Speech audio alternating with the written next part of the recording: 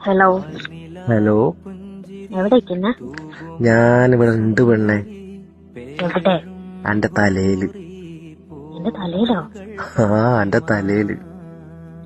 ഞാനുണ്ടല്ലോ വീട്ടിലോട്ട് പോവാണേ. എന്തേ? പോവാൻ തോന്നിട്ട്.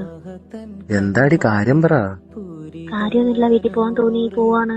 ഡേ കൂടാ. അല്ല, കാര്യം പറ പെണ്ണെ. എന്തിനാ ഇപ്പൊ വെറുതെ പോകുന്ന വീട്ടില്? ഓ, അല്ലാണ്ട് വീട്ടിൽ പോക്കൂടാ. എനിക്ക് വീട്ടിൽ പോയി കുറച്ച് ദിവസം നിക്കാൻ തോന്നി, അതുകൊണ്ട് പോവാണ്. എന്നാ ശരി, ഈ പോയിക്കോ. പൊക്കോളാനാ?